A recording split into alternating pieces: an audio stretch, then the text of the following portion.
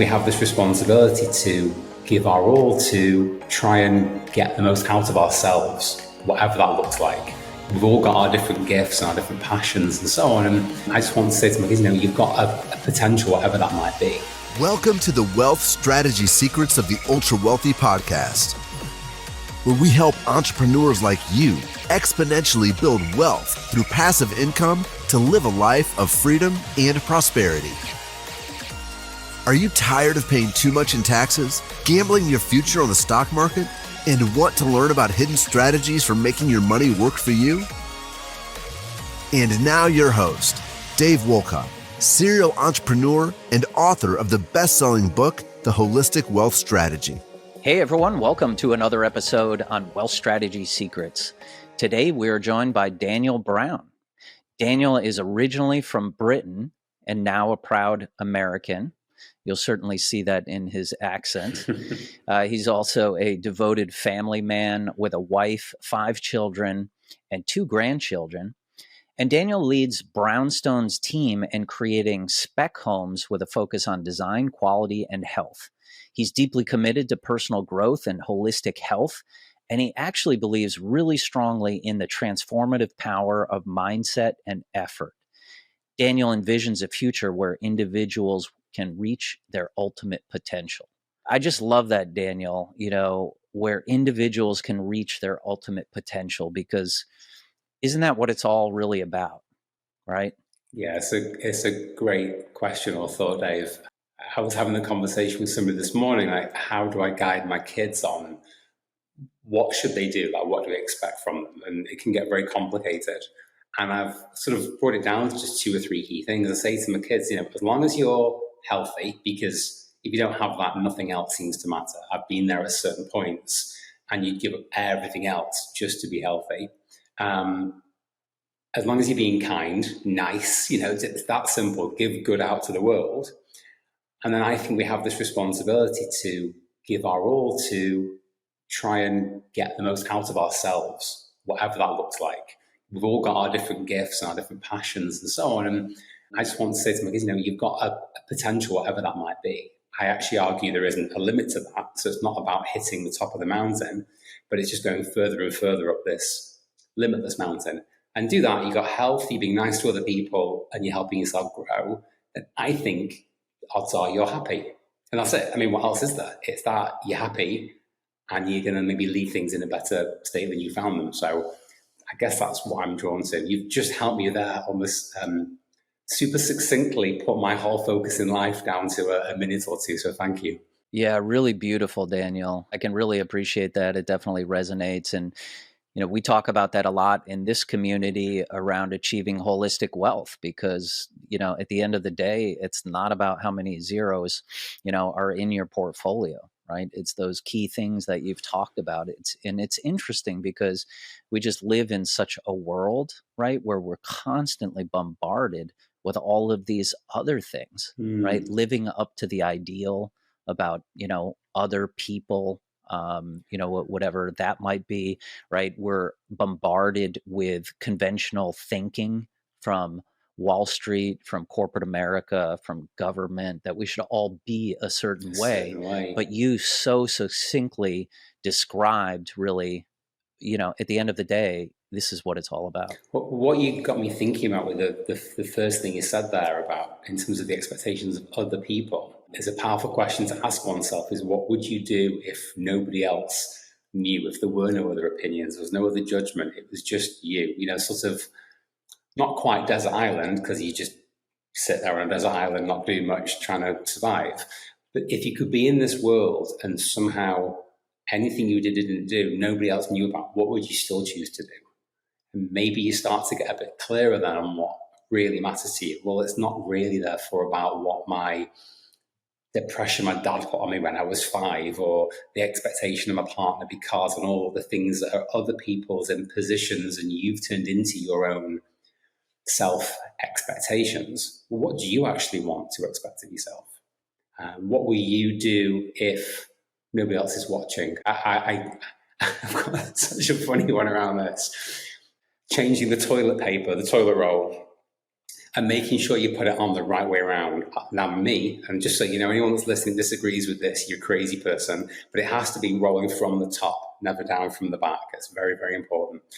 But it matters to me. I put it on the right way. Why? Because it's probably easy for the next person along. Does anybody know I did that? No. But do I think in the most minuscule, minute way I'm putting something better into the world because of it? Well, yes. So I should do it anyway. And then I like the judgment of myself. I'll judge me and I'll decide, okay, I'm happy with Daniel as a human. And that's that. If we, and I'm not saying I do this, but if we could all live our lives 100% on that basis, probably find there'd be even more happiness in the world.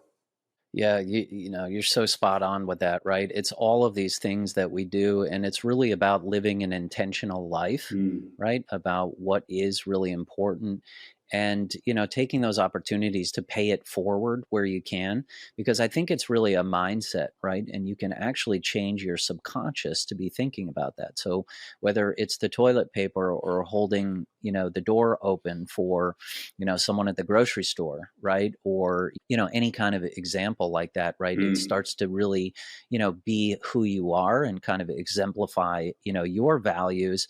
And then obviously, you know, you can start creating a bigger contribution, a greater impact, right, to those around you. And interestingly enough, that really creates really a magnetic personality and aura that you can create, and that attracts other people. Yeah. Right, that are willing to, you know, pay it forward and have that type of impact. And, you know, we can actually take this entire thing full circle, right, around personal growth and building wealth and holistic things, right? But it all starts with that, and it seems so simple. To your point, it's just such a small example, but it really does come full circle.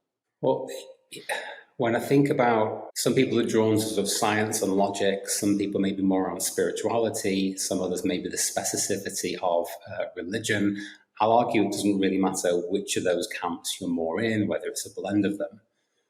But there's this weird thing that seems to happen, that the thing you go looking for is the thing you'll find more often. And I seem to have ever more, I always do the air quotes, of coincidences in my life. Because the more and more I go down a certain path, the more coincidentally I keep finding more of those things or those people.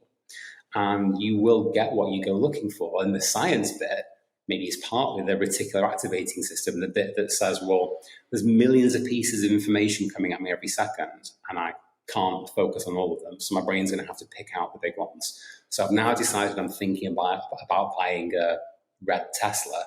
All of a sudden, I see red Teslas everywhere. There are actually no more red Teslas today than there were yesterday, but I see them everywhere because that's become important to me. Well, if I go looking for problems in the world, or if I go looking for, oh, you know, he cut me off and everyone's always further ahead of me, or people have bad actions and so on, I'm going to keep finding that. And then I'm probably unconsciously going to act in a way that makes those things more likely to come true. Because my brain is going to say, if this is what you believe and it doesn't happen, that's going to be confusing. You can't cope with that. So let's make sure that things that you believe actually do happen. So you stay in that place and you'll be right. Life is now disappointing and a problem and stressful and everything else.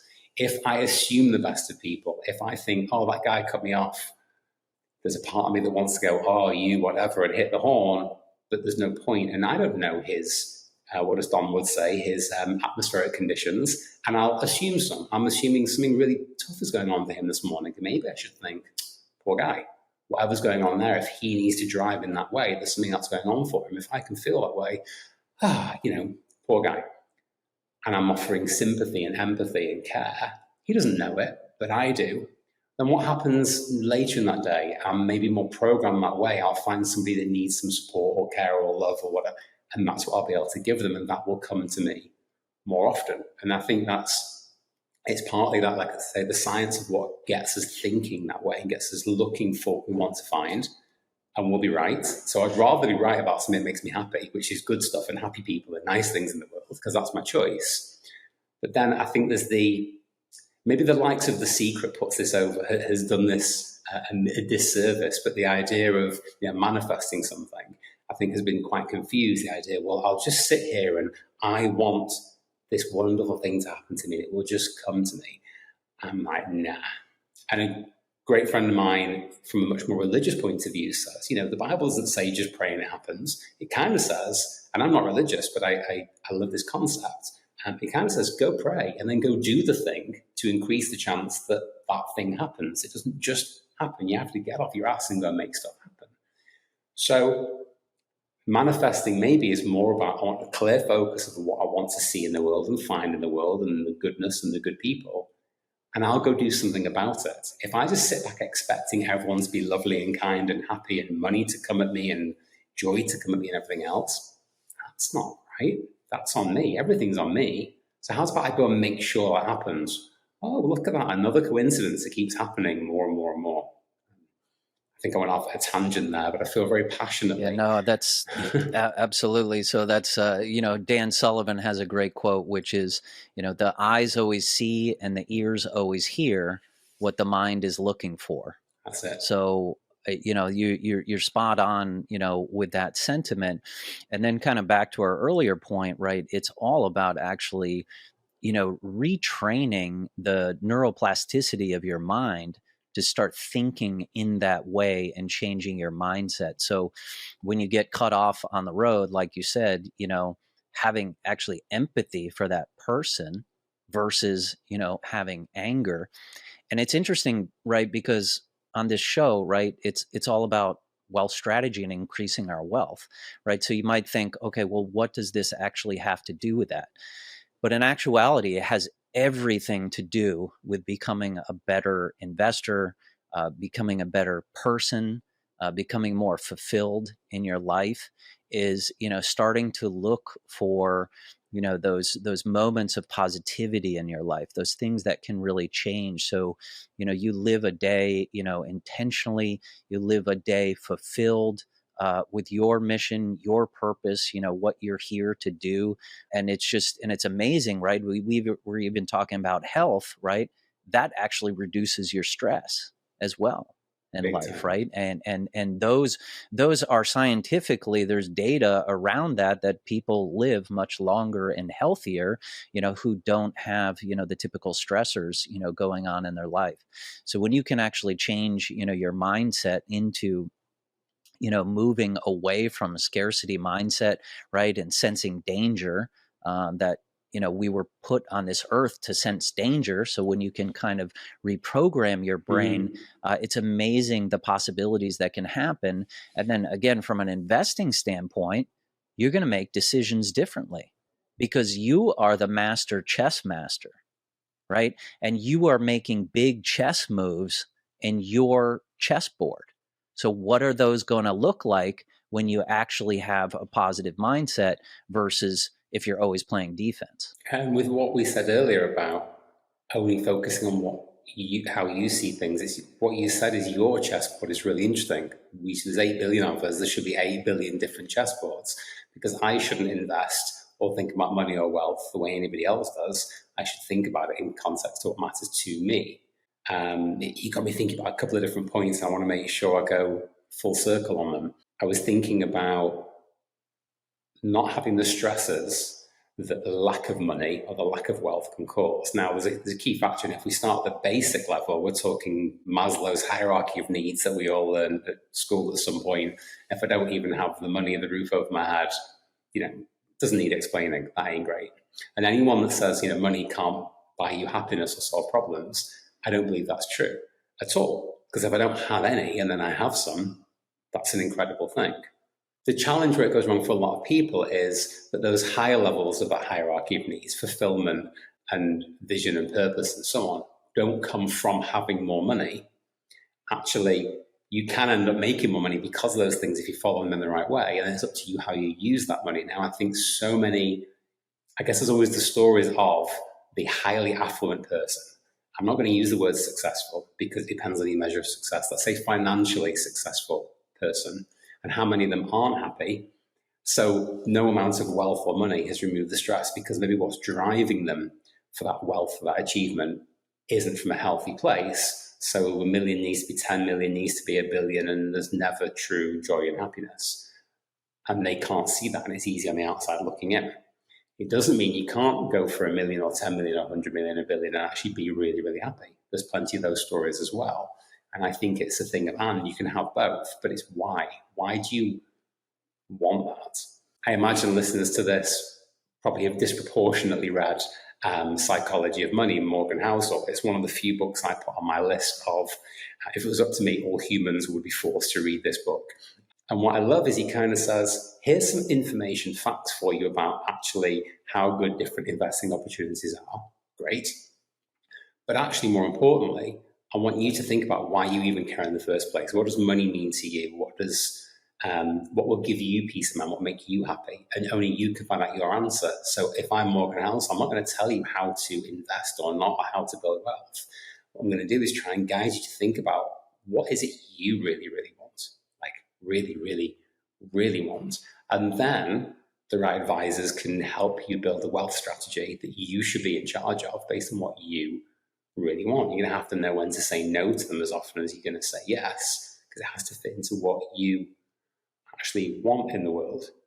So I do believe that money used in the right way can add to happiness. Ask me right now, if you handed me X, whatever big number X was, could I be even happier? Well, yes, because I think I've built myself a good place for that to come from, because I'd have even more peace to sleep easy every night. I'd be a bit flippant with vacations, and that would be fun. And maybe flippant with steaks, because I do love a good steak. The kids ask me, what else would you do? Would you buy a Ferrari? Would you do this? Would you do that? No, none of that matters to me, thanks. Maybe I get to do more with my business, grow it faster. Maybe I can do more charitable work, whatever it might be. I'll use that money to have a good impact. I'll be even happier. Great.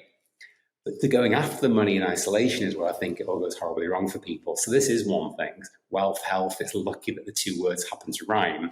It is one giant organic thing. Yeah, for sure. And we talk about that a lot. And I'm certain that, a lot of our listeners out there, as fastidious as they are, we always talk about creating a wealth vision for yourself. And I think a lot of people still don't really have clarity on what their vision is. And if you don't have a target, you're literally going to miss every time. Right. So spending that time to create that vision of where you're heading to. So if you're moving up Maslow's hierarchy, right, what does self-actualization look for you, or the journey to it? Right. Wealth is certainly a component to it. Health is a massive component to it. But yeah, from a, holistic perspective, what is really going to get you there? Right? What are those different things? Because I think you can start living that today. That's the thing. I think we all get stuck in this gap, right? Where we think about if only, if only I had 100 million, if then only, I didn't have this job, right? We get kind of stuck in these things. But, one great exercise is to actually, document 100 things that you would either be, do, or have. And it's interesting because you start writing those down really quickly. You get to 10, you get to 20, maybe you get to 30, and then it starts to get a little bit harder. After 30, a lot of those things that you can be, like for instance, for me, one of the things I want to do is I want to be a world-class father. I want to be a world-class brother, a spouse, a friend, right? All of those things. So when I think about that as my vision, what are those small steps that I can take today to do that? Well, in 2 weeks, I'm going to go up and I'm going to stop everything for work. I'm taking 3 days off, and I'm going to go visit, my parents who are getting a lot older, and, just unplugging from everything and spending quality time so that I can live up to, what I wanted to do. But had I not necessarily had the clarity around the vision and where I was heading, I might not necessarily make that decision. So I just read Arnold Schwarzenegger's new book, which really impressed me. The 3-part documentary on Netflix, superb. Just the right age, where I grew up with his movies and so on. But that is one bright guy. He's lived 3 lives over, maybe actually a 4th life now, but most people would never dream of having one of those. And this book's really, really powerful and succinct. It's an easy read. And one of the things he was talking about was, in terms of that envisioning, a slight tweak to the terminology we use. And rather than, I will, so I will become this kind of leader, or I will become that kind of husband or father or whatever. He was saying, I can see myself as. I can see it. So first of all, well, every time I can see myself as, I'm going to actually create a picture in my head if I pause and think about it. And my unconscious is going to believe that because I can see myself as. I just created the picture. Oh, good, says my unconscious. I actually know what that looks like then. And I think immediately you start to put yourself there, which means, as you say, it's not, well, I'll become this in the future. I can be it now. And because most things don't actually have to have, no, I'd actually word this differently. I think all the most important things don't have an end point. They're always a journey. That, okay, I see myself as a great leader. Right, then right now I'll be a great leader if I'm not one already. But what does that mean today? What would a great leader called Daniel sat at this desk with this business do if he was a great leader? Actually, I should be doing more of this and less of it. Right, so I can immediately take a step forward, and I put myself in that place. I've even got a reminder in my phone now. I have it blip up every single day, just while I'm playing with this language of I see myself as. And then I've got the rest of that sentence for what's important to me right now, the particular part of the journey that I'm on. I want that reminder to myself just to pause, think about it every single day. And the pictures can be becoming really clear. And I'd swear in 3 days of playing with that, I've taken some big jumps forward just by envisioning in a useful way. Yeah, all top athletes, like visualization is just so key to their success, right? They're only visualizing, success, not failure. And I think we have a lot, to learn from that. And one way that you can actually, make that part of your practice is with self-affirmations. It's part of Miracle Morning, right? But having those self-affirmations, I know some people who actually, put it on a list of paper and tape it to the mirror in the morning while they're shaving, and just to remind themselves of those things, keep it, everly present. But it is so powerful how you can become, what you're thinking or be that. Yeah. And I want to share two things you got me thinking about that. These little tips or hacks that I believe in. I'm going to take from this if you like it. One is where you place that thing. Be careful that it doesn't become wallpaper. So I love the stick it on the mirror, post-it note, the important thing, for a short period of time. But after a while, you don't see it anymore. Not really. Maybe unconscious you still do. So there's actually a drip feed. But once it's that thing on the wall in the same place all the time, maybe you don't see it anymore. So I like reminders. I think it's one of the most underutilized personal development tools on the planet. I like reminders because they force themselves up onto my phone when I want them. And they don't go away because I've set my notification to be like that until I choose to go in and move it to somewhere else. So I sometimes think, this isn't for now, but I'm going to want this tonight. This will be a good one just before I go to bed, and I'll move it. So 9:30 tonight. It pops up at 9:30, perfect. Now I read that thing, I think it through, and then I can move it again. And I'm strategic with moving them around manually on purpose. It's not, it's 7 a.m. every day, because that'll become wallpaper. I know it's going to blip up and I'll ignore it or not register it in the same way. So that's one tip that I've got. The second one is whatever you write down, make sure you believe it. So I think where many people crash and burn with this is that they say, I am, I believe I am. And the thing that they go on to say, they don't really believe. Your unconscious won't believe you. It doesn't believe you. Because you don't believe it. So you need to be very, very strategic around the terminology in terms of what you actually believe to be true, and make sure that the messages you're giving yourself can be taken on board. Yeah. Love it, Daniel. This is such a fantastic track we're going down, but I do want to give you, listeners, the opportunity to hear about your really unique business model at Brownstone. I think your mission is really commendable, and it's a very unique model as well. So why don't you tell the audience a little bit, about Brownstone and your model? It's funny. It's like, by the way, we build houses. Yeah. I enjoy this track so much as well. So, okay, well, my simplistic place to start is, did you know that we have a massive shortfall of housing in this country? different estimates seem to put it around 6 million homes, and that shortfall is getting worse all the time. Austin is one of the worst for that. Did you know that Austin has actually been the fastest growing metro in this country for the last 12 years? And there's some deep forecasts that have it that way for at least the next 5. There's some of the silly ones that start talking decades out as well, but I don't need to think that far ahead. So you've got a shortfall of housing. This city is one of the worst. It's the fastest growing city and will continue to be. And then add to that, the thing I keep discovering, I keep proving over and over and over, is that new home permits in this city, in Austin, are at their lowest level since 2011. So you think about, if the city's been the fastest growing in the country since that time, how far behind we are. We are falling further and further behind with this story. So huge growth, and it's a real problem. Of course, problem means opportunity, and maybe I get to tick all my boxes by going and solving a problem, making something better for other people, and having a financially successful business because of it.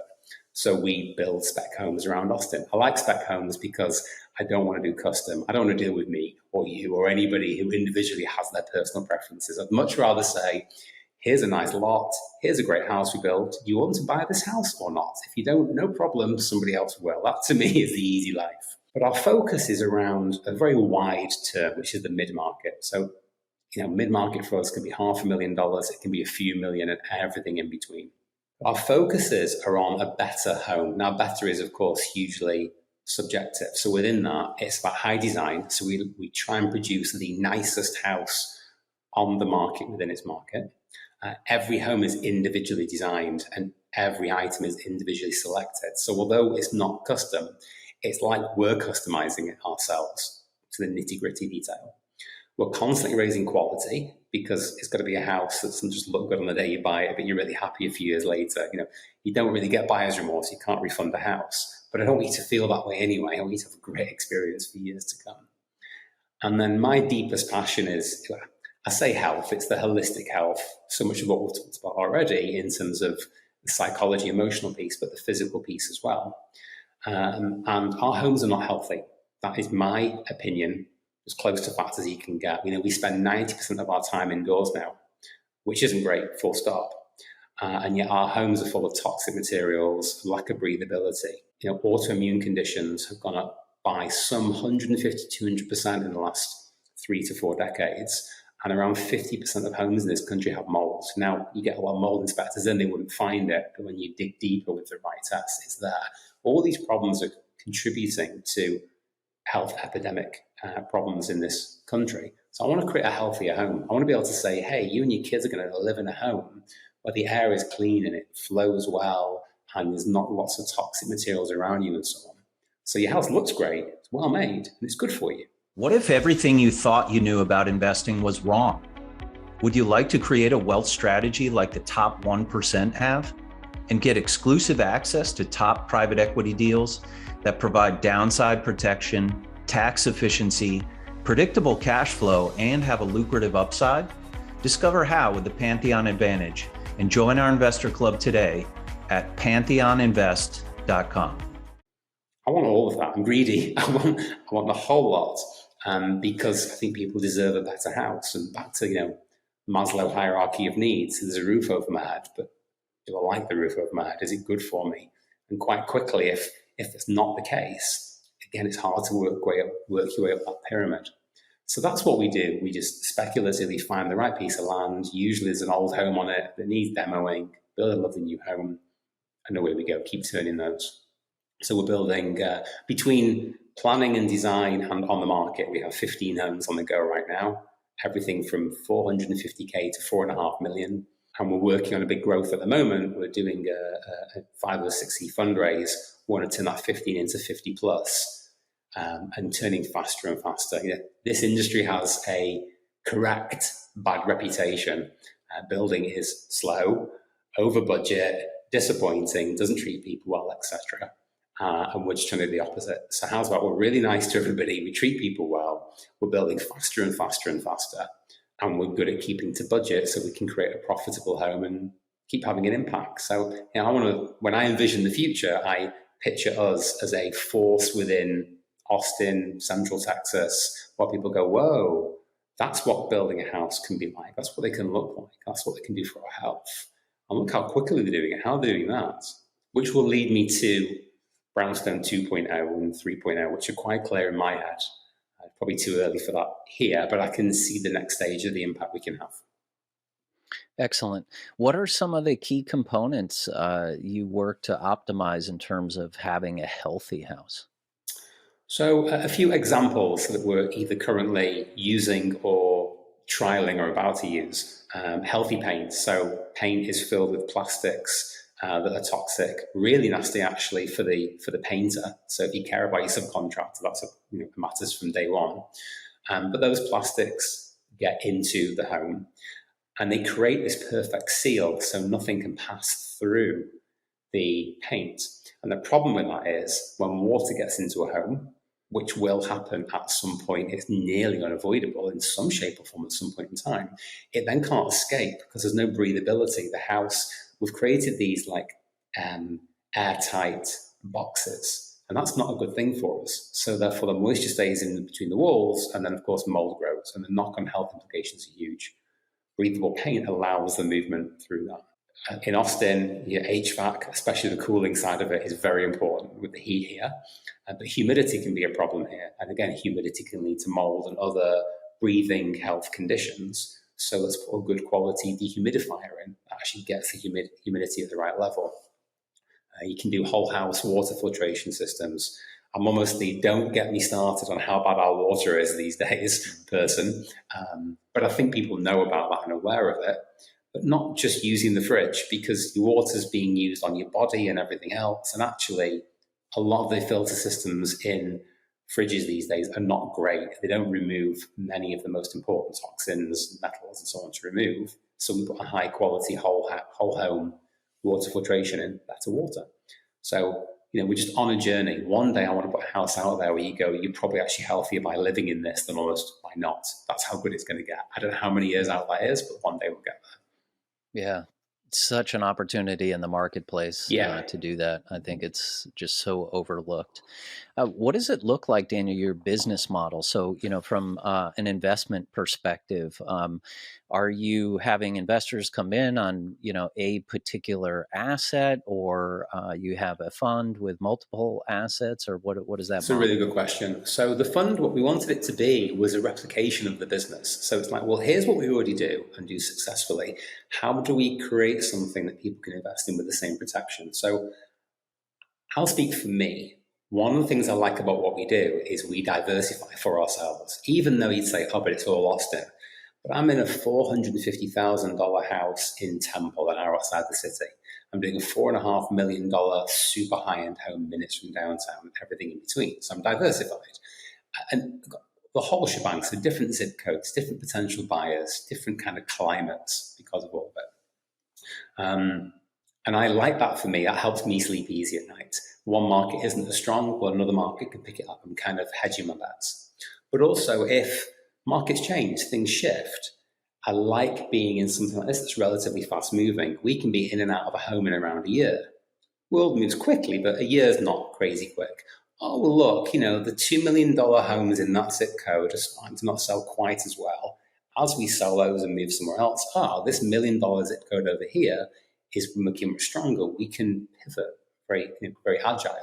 I'm nervous about multifamily and some of the big commercial stuff because you've got to make a decision with all the money 5 years out of how that area is going to be. And once you're in and committed, you kind of committed. It makes me a little bit uncomfortable in this fast changing world. So that's kind of the model. And therefore the fund is just a replication of that. So somebody invests and they're in effect invested over approximately 3 to 4 years in everything we do within that fund for 3 to 4 years. And if we were fully funded tomorrow, let's just say it was that easy, it all landed tomorrow morning, great. We go out and buy 30, 40 individual lots in the city, some suburbs and so on. On those 30, 40 individual lots, we'll build 50, 60 homes because often 2 homes, sometimes even 3 on one lot's quite common in Austin. And a year later, some will be 10 months, some will be 15 months, but simplicity, a year later, those houses are sold. And it's a growth play. So we're going to take all those proceeds and hopefully significant profits and reinvest them. So maybe in year 2, it's 60, 70 homes, and then maybe in year 3 it's 78, whatever it might be. The idea is over the course of, let's say, 3.5, 4 years being cautious, maybe we've built close to 200 homes. Each one has been a 1-year thing. They're all over the place intentionally. So different markets and shifts and so on are happening, and we keep pivoting in that agile way. And then the payouts are right at the back end. So as that final round of houses are all selling off, then there'll be the usual stuff, a nice, healthy preferential return and then a big profit share, which I've been told is on the generous side. So that's good. I want it to be generous. We'll do just fine, but I want people to, really benefit from this. Excellent. Yeah, super interesting model. Let's go back to self-development for a moment, and I wanted to ask you, what would you say from self-development, professional development? What would be one of your top habits, hacks, goals, things that you implement? Wait, how many more hours do we have? Thank you for asking. I guess if you're watching this, and Dave, you can see this, behind me are some books, and that is a real library with books on it. It's not a cool Zoom background. I do believe that intentionally devouring new information, knowledge with intentionality is huge. So I made the point, people would say knowledge is power. My business partner and I often talk about applied knowledge is power. Usefully applied knowledge is power. So I could read all day long and it's just words. But you take the average good non-fiction book out there and you get decades of somebody else's experience, a view of something, nicely placed into 250 pages for you. You just need a few hours to pull all that into your experiences. So I guzzle books. I think I read 65 last year, but very intentionally. It's with a highlighter, highlighting key passages, taking photos of them all at the end, putting it in a folder on my phone so I can refer back to them, rereading those out. And I'm always looking for action. So I make sure that I can actually not just go, oh, wow, I'm so inspired by this great book, which is the next one. I'm so inspired by this great book. What am I going to do differently as a result? Something, do I need to tell someone something? Do I need to put a different way of thinking in place, an action in place, something? And that's often for me the ultimate task. I didn't just feel inspired, but something changed, or I changed something because of it. And I think you can apply that further, so audiobooks and podcasts and interviews. I often listen to great, podcasts whilst walking. It's great. Just more ways of pulling in that knowledge. I think that there's plenty of people will listen or read and it's just noise, but they think they're checking the box of growth. And then there's a lot of people that are missing, maybe because they think they know so well. I like to think I don't know much. I know I've actually have my talents, but I think one of my talents is believing that I'm capable of so much more always.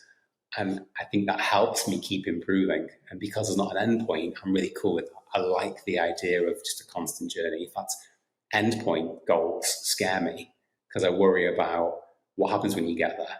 You hear too many horror stories of, well, now what? I'm not going to live my life that way. Yeah, if you think about how powerful a book really is, it's someone's an entire life's lessons. Like you talked about Schwarzenegger's, book, or look at Elon Musk. I mean, anyone's, right? I mean, the amount of lessons that are all encapsulated that you can actually buy for $25 and read it or listen to it on audiobook. And the wisdom that you can take away from that is just, it's completely exponential. So can I answer a question that you didn't ask me? And that's a bit cheeky, but I'm going to pretend you did. You asked me, let's just say, what's the one book? And I do have an answer to it. I don't know why this just came to me. But I mentioned earlier, I've got a short list of books I think everyone should read. I've got one that I implore every single listener, if you have not read this book, read it again, read it. And if you've read it and it didn't wow you, read it again, because there was something, in my opinion, while this is pushy, that the mindset wasn't quite right. And the book is Mindset by Carol Dweck, because everything else for me comes from that. It's the basis. And all it talks about is the difference between a fixed mindset and a growth mindset. And that it's not either or, but it's a spectrum. And that someone with a fixed mindset tends to believe that we are what we are. Some people are intelligent, some people aren't. Some people have talent, others don't. And if you're on the growth side, well, you can make yourself into anything I can be successful if I put the time, the energy, the effort, the focus in. And it's not an absolute, and we tend to be on a spectrum, and maybe even different parts of how we see the world are on in different places. I've always been a fairly growth-minded person. Reading this book and understanding the science is what I like, there's facts behind it to kind of prove why she is right, helped take me to another level. So my belief now is extreme in the just about anyone can be incredible at just about anything. I 100% believe it. Her book helps me prove it. If you have that belief, then by default, every further book you read and every podcast you listen to and every new thing you expose yourself to, you are likely to get so much more from because you believe in the growth potential of yourself. So therefore, there's something to learn. If you don't have that starting point, it's always fighting against that barrier. Yeah, but I'm already intelligent. I'm one of the talented ones. Or I'm not and don't believe I can be. Either way, I've got no reason to learn because I don't believe I should or could. Well, now you may as well not bother listening or reading. So that's my huge recommendation. Everybody read Mindset by Carol Dweck and thank me later. Yeah, really appreciate that insight, Daniel. I was actually just about to ask you a next question, which would be, if you could give just one piece of advice to listeners about how they could accelerate their own wealth trajectories, what would it be? And it might be that book, but it just give you another opportunity if there's anything else you want to add to that. It is a good question. And based on your specialities in this podcast, it makes sense that you ask that question. Yeah.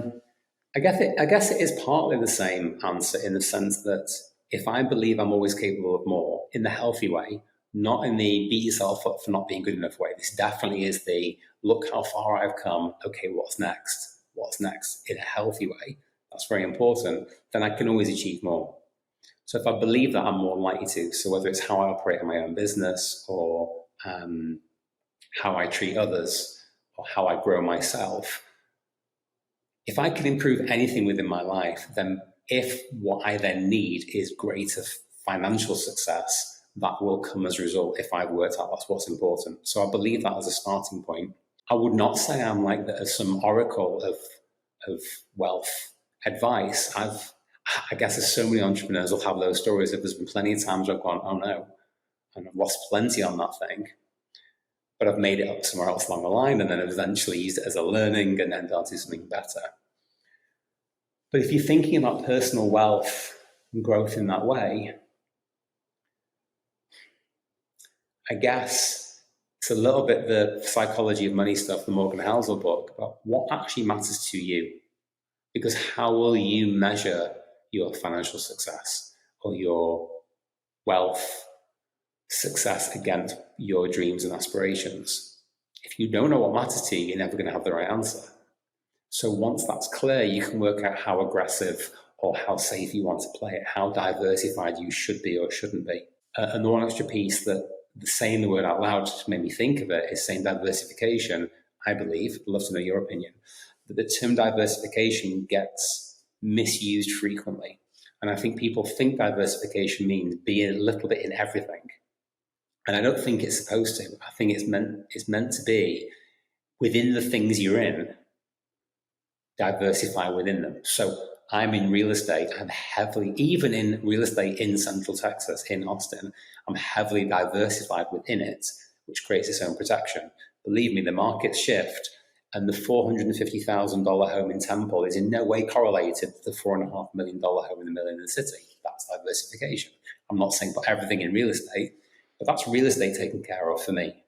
I don't have to go after a million different asset classes. I just need a few non-correlated, and there's experts that talk about that stuff. That's not me, but a few non-correlated things that protect each other, that don't influence one another, and that's it. Keep it simple. Yeah, I think diversification is often misunderstood. It really comes from Wall Street, where they're saying diversify across, different stocks, bonds, have this 60-40, split between equities. And then in equities, we've got, your growth funds, and we've got international, funds. We've got the NASDAQ type tech stocks. And, they talk about diversification from that standpoint, which totally agree is just so broad. I mean, it actually shows the weakness in what they're doing, because nobody can guess what the market is doing. So let's just take this, broad brush approach to it. But if you watch billionaires and centimillionaires play the game, what they do is they have actually focus. Right. So you create focus around the business that you're in, where you have a competitive differentiation. Or in terms of your investing, let's say you're investing in real estate. Real estate is one of your key focus areas. But inside of that, to your point, that's where you can have the diversification across maybe different markets, different return profiles, different asset types, and things like that. And that's why we have actually shaped our business. We only focus on real estate, energy, and then private credit and private debt.